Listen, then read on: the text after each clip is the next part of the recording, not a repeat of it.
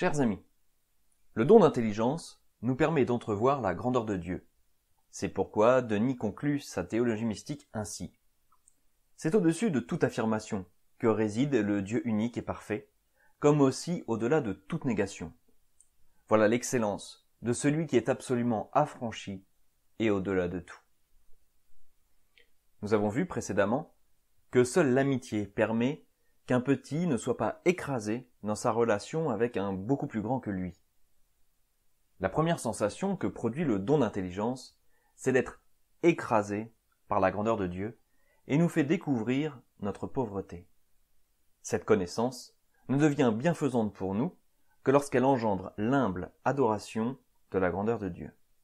Alors voyons comment le don d'intelligence est au service de l'adoration. Mais avant ça, jingle!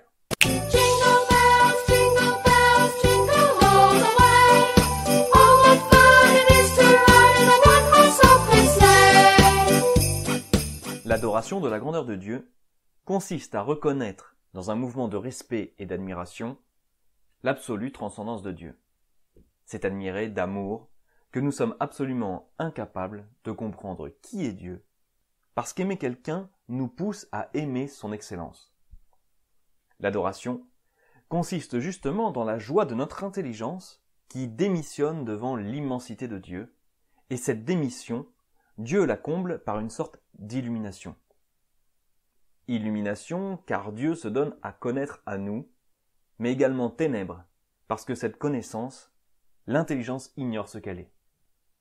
C'est une connaissance, connaître, naître avec. Notre esprit comme en train de naître en Dieu.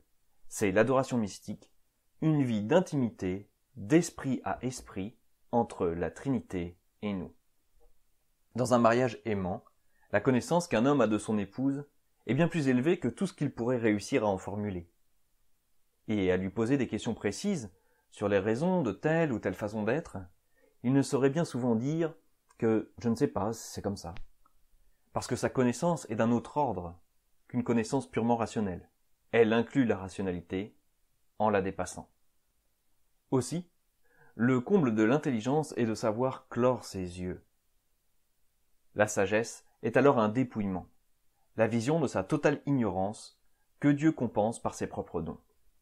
Pour participer à la manière dont Dieu voit les choses, il faut renoncer à voir par soi-même. C'est encore par ce phénomène qu'il peut être difficile de distinguer le sage de l'ignorant. Tous deux se taisent et répondent en première approche « je ne sais pas, tout cela est bien difficile ». Ainsi, bien des contemporains de saints ne savaient dire s'ils étaient des sages ou des fous.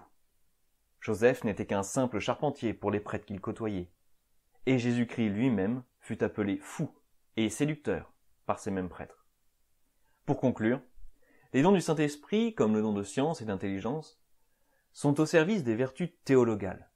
Si Dieu nous illumine, pour que nous pratiquions le don d'intelligence, c'est en fait pour que nous développions l'intelligence de la charité. L'intelligence que Dieu nous donne, c'est la sienne. Et Dieu est charité. Le don d'intelligence est donc au service de l'adoration aimante de Dieu et de la charité active envers le prochain. Et c'est ce que nous verrons la prochaine fois.